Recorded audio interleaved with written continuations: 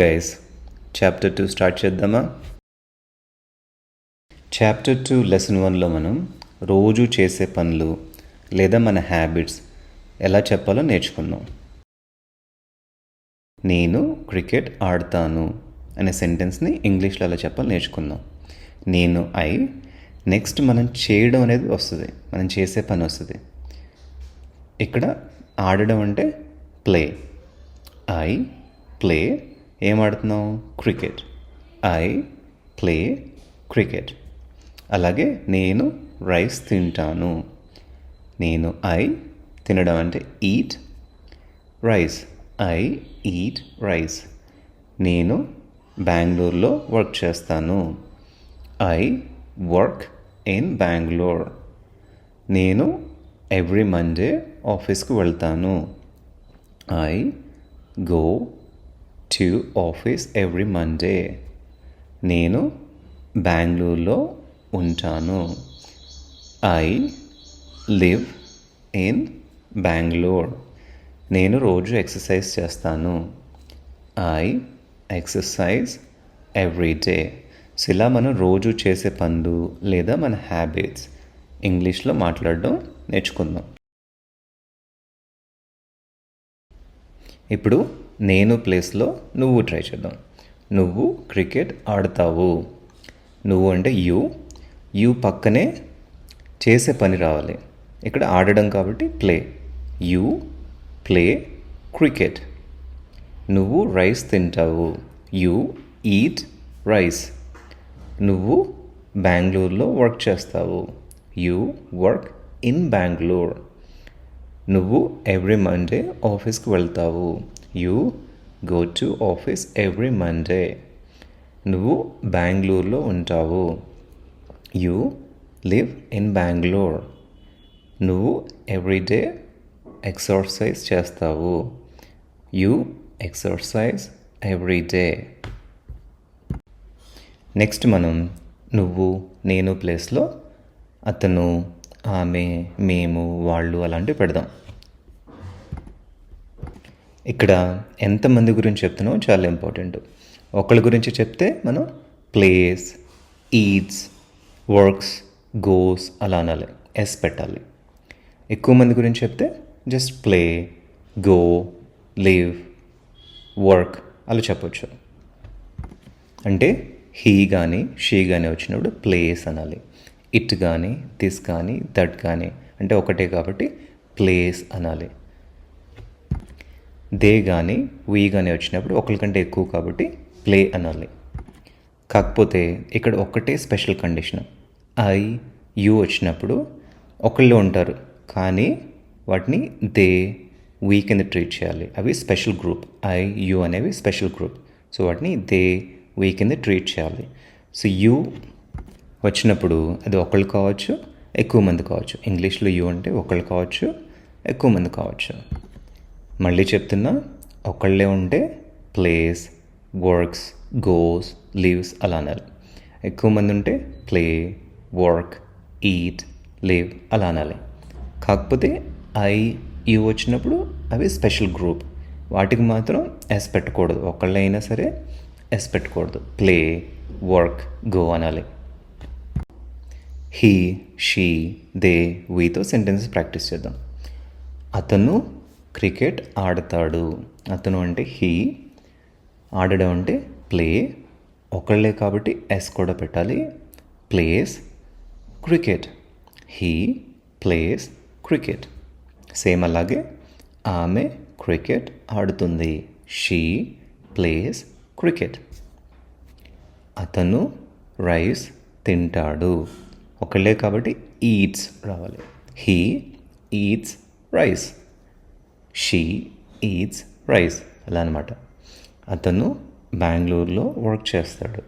He works in Bengaluru. She works in Bengaluru. ఇప్పుడు they, we పెడదాం.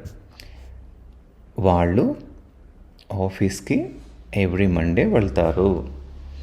వాళ్ళు ఎక్కువ మంది కాబట్టి గోస్ అనకూడదు. They go to office every Monday. లేదా మేము కూడా పెట్టచ్చు. మేము ఆఫీస్కి ఎవ్రీ మండే వెళ్తాము. మేము కాబట్టి ఎక్కువ మంది కాబట్టి గో పెట్టాలి, గోస్ కాదు. We go to office every Monday. వాళ్ళు బెంగళూరులో ఉంటారు. అగైన్ ఎక్కువ మంది కాబట్టి లివ్స్ కాదు. They live in Bengaluru. We live in Bengaluru. అలాగే వాళ్ళు రోజు ఎక్సర్సైజ్ చేస్తారు. అగైన్ ఎక్కువ మంది కాబట్టి ఎక్సర్సైజెస్ కాదు. They exercise every day. We exercise every day. ఈ పార్ట్లో మనం ఆపోజిట్ సెంటెన్సెస్ ఎలా చెప్పాలో నేర్చుకుందాం. అంటే నేను క్రికెట్ ఆడను, నువ్వు క్రికెట్ ఆడవు, ఇలాంటి మాట. సో నేను క్రికెట్ ఆడను అనే సెంటెన్స్ని ఇంగ్లీష్లో చెప్పాలి నేర్చుకుందాం. నేను ఐ ఆడను. సో ప్లే ముందు డు నాట్ పెట్టాలంతే. ఐ డు నాట్ ప్లే అంటే ఆడను అని వస్తుంది. క్రికెట్ కాబట్టి cricket. I do not play cricket. చాలా ఈజీ. ప్లే ముందు డు నాట్ పెట్టాలి. అలాగే ఈట్ ముందు, వర్క్ ముందు, గో ముందు, చేసే పని ముందు జస్ట్ డు నాట్ పెట్టాలి అంతే. చూడండి, you do not play cricket. నువ్వు క్రికెట్ ఆడవు. I do not eat rice. నేను రైస్ తినను. You do not eat rice. నువ్వు రైస్ తినవు. సేమ్ అలాగే అన్ని సెంటెన్స్ ఫామ్ చేయొచ్చు. నేను ఎవ్రీ మండే ఆఫీస్కి వెళ్ళను. I don't go to office every Monday. నేను బెంగళూరులో ఉండను, లీవ్ చేయను. I don't live in Bengaluru. ఇక్కడ చూడండి, డోంట్ అన్నాను. డు నాట్ని సింపుల్గా షార్ట్గా డోంట్ అని కూడా అనొచ్చు, స్టైలిష్గా ఉంటుంది. So I don't live in Bengaluru. నేను ఎవ్రీడే ఎక్సర్సైజ్ చేయను.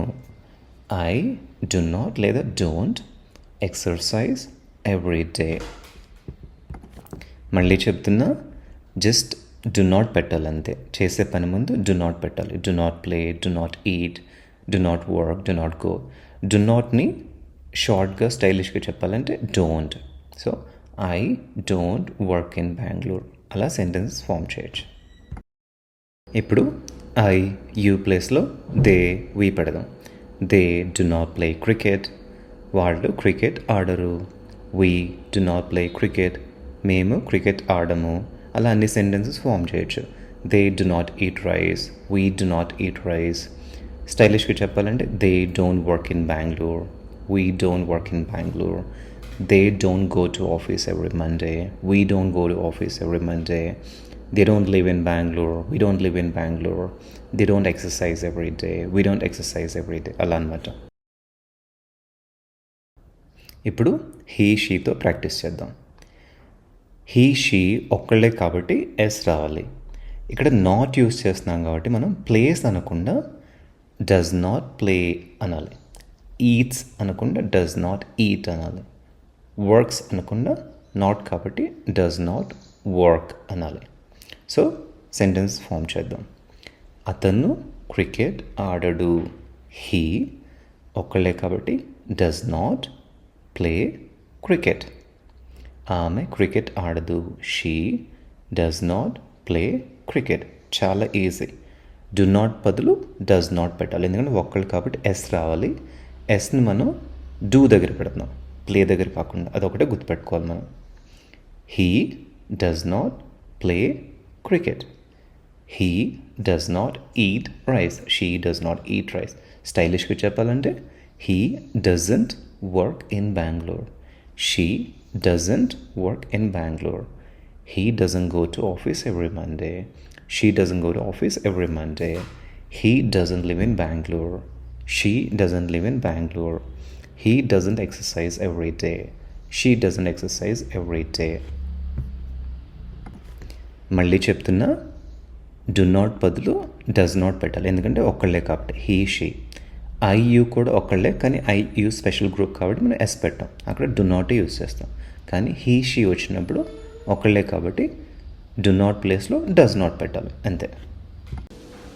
ఇప్పుడు ఈ సెంటెన్సెస్కి క్వశ్చన్ ఎలా అడగలు నేర్చుకుందాం. అంటే నేను క్రికెట్ ఆడతానా ఎలా అడగలు నేర్చుకుందాం. ఇది చాలా ఈజీ. సెంటెన్స్కి ముందు డూ పెట్టడం అంతే. Do I play cricket. మామూలుగా అయితే ఐ ప్లే క్రికెట్.